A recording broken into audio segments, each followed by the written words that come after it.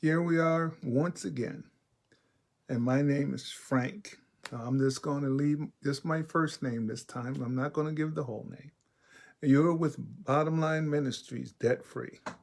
I'm glad that you've joined us this evening. I just want to spend just a few minutes talking to about how to enhance your life and how to use a sound financial strategy that will help you and your family to live life more abundantly. Because in John 10:10, it simply says this. Jesus said, "The thief comes to rob, kill, and destroy. But I came that you may have life and have it more abundantly." Well, in order to have abundant life, God has a part and you have a part. And one of the things I've been talking about for the last several weeks is your part. And that part I call ESP, earn it, save it, protect it.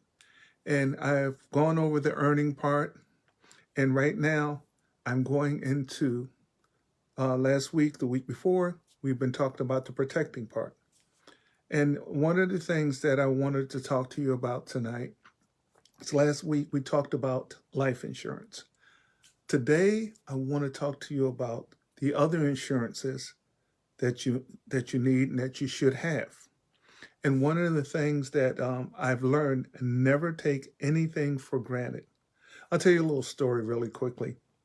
I remember when I first gave my life to Christ, and I had been a brand new Christian, and as a week, I've been saved. When I gave my life to Christ, I know I'm saved. I know where I'm going to spend eternity. I'm going to spend eternity with Christ. And the reason I got saved was to miss hell and go to heaven. That was the only reason. I didn't know anything about the Bible. I knew nothing about God's financial plan. I knew nothing about nothing. I was what you would call a 90-day wonder. And a lot of people were wondering how in the world did he get saved? Because my life was totally different before I got saved. But the key is this. So my pastor and mentor, my pastor's name at the time was Pastor James Shannon, who was an awesome man of God and extremely knowledgeable man of the Bible. He loved the Word of God and he was an excellent teacher. And I would sit under him and I would just soak up like a sponge because the way he broke the Bible down to me made so much sense. And I was, wow, this is like everyday life. Like he used to always say, he says, the Bible is a manual is an instruction manual for living life.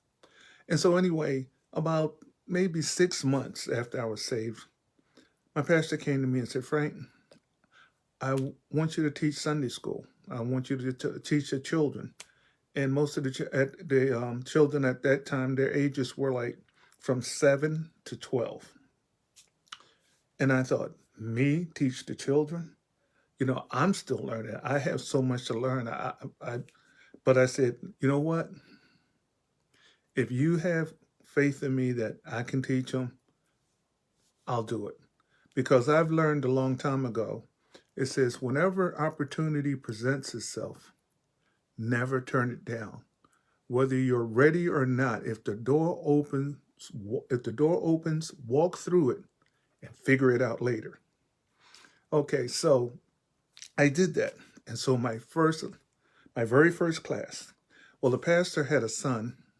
I had about, I think it was 8 or 9 kids, including the pastor's son. And the pastor's his name was Mark.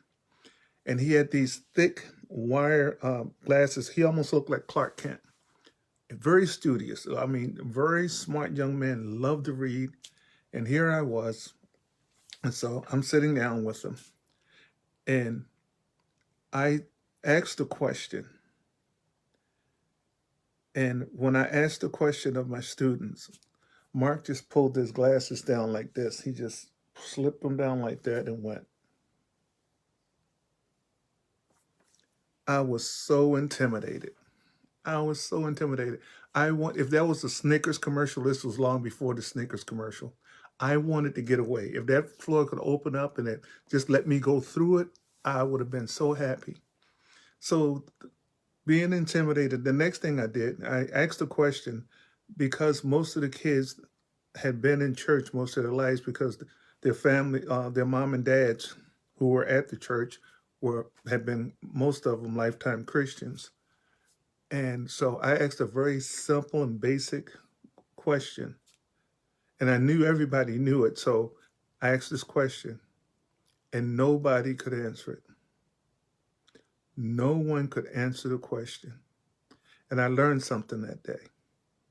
Never assume anything. I assumed they all knew that question. And what I found out, I assumed wrong. So never assume anything. And it made me a better teacher. It made me a better person. It made me better all the way around, to never assume anything. And so I'm not going to assume that you have things like home insurance. If you have a house, you own a home, do you have home insurance? Have you insured your home?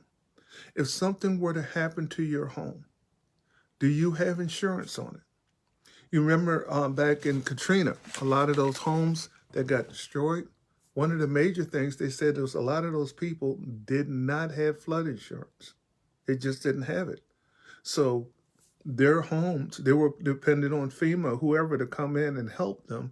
And some of those people today are still waiting on FEMA, the federal government, to help them. Imagine that. They're waiting on the federal government to help. But at any rate, you need to have home insurance. You say, well, Frank, I can't afford home insurance. You know how much it is? I tell you what it is. It's a lot less than trying to replace your home. Because remember, we talked about last week that insurance is just a transference of risk. So for that small amount, and usually your home insurance for the month, it will cost you less than going out for dinner for a family of 4 or 5, at say Applebee's or Red Lobster or one of those chain restaurants. Okay, so it's just a matter of prioritizing. What's more important to you? That if something were to happen, that your family will have a place to come back to, or you doing other things. So I'm going to leave that there. So, and the second thing I want to ask you, do you have car insurance? I know we're all it's a law. You're supposed to have car insurance if you're driving, but maybe you don't. And another thing, sometimes we go out and we get the cheapest car insurance that we can get. Is it really that cheap? If something were to happen, do you know that if you have, say, a catastrophic car accident, and let's say you caused damage to someone's house, do you know they can come after you if the insurance can't cover it? Are you properly insured? Did you know that? Are you properly insured? If you have teenagers driving your car, and you know, teenagers get distracted. Wow. Did I shock you with that one? A teenager getting distracted. And I've seen so many young people driving down the street, excuse me, texting. And I've seen some older people driving down the street texting. We should know better, but yet we do it. And all it takes is a split second. Just will take you off the road for 1 second. Bam, there you have it. Are you proper? Do you have the proper car insurance? Do you even have car insurance? Why are you taking that risk? It can ruin you financially forever. It's not worth it. So make sure you have. We talked about life insurance. Now I'm talking about home insurance. Now I'm talking about car insurance. And one other thing I want to mention to you before we end this segment today. You know, getting car repairs now is no joke. I mean, it's like an average of $500. All depends on your car and up.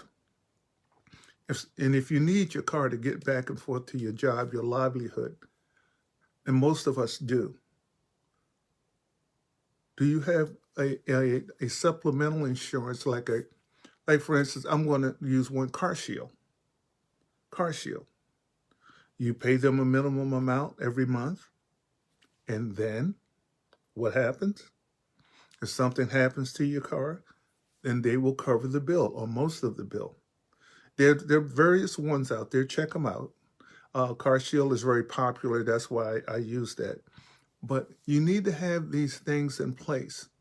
And when something goes awry, and life happens to all of us, wouldn't it be great to have the peace of mind like, wow, I know I have that covered. All I have to do is pick up the phone, call my representative, and let them handle it for me. That's all I want you to do. I want you to put yourself in a position to have peace of mind. Like I said, God wants you to have life and life more abundantly. God has a part. He'll do his part.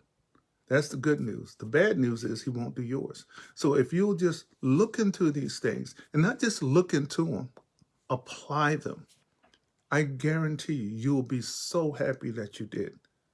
No, you don't want none of these things to happen. But like I said, life happens to all of us. And one other thing I want to add to that right before I end is, do you have an auto club, like a AAA or a different auto clubs where if your car breaks down, if you need a tow truck, and usually they're not that expensive either. They might be like 100 or so, maybe 200 a year. Do you know how much it would cost you if your car broke down, you had to have it towed for more than 50 miles? That one tow will probably cost you that much. So these are some simple things that you can put in place that will give you peace of mind, that will take care of your family. You know, wouldn't it be great if your wife or your one of your children called up and say, hey, Dad, Mom, the car broke down, and you tell them, say, look, that number I gave you, that little card on your keychain, just call that 800 number. The tow service will come out. They'll bring you and the car home, and it's all taken care of. So that's all for today. And this is Frank, Bottom Line Ministries Debt Free. Thank you for your time. Thank you for spending this time with me. And I just want you to know that debt is not your destiny. And my goal is that you will be absolutely debt free. So not only that you could have life, but have it more abundantly, because you will be blessed to be a blessing. Have a great week. And don't forget to go to my website, bottomlineministries.org. Or you can take and check out my book. Check out my book, In God We Trust, Dollars and Cents. And it has a lot of this information in there. My goal is to see you debt-free. Have a great week. See you the same time next Wednesday, 7 o'clock, right here.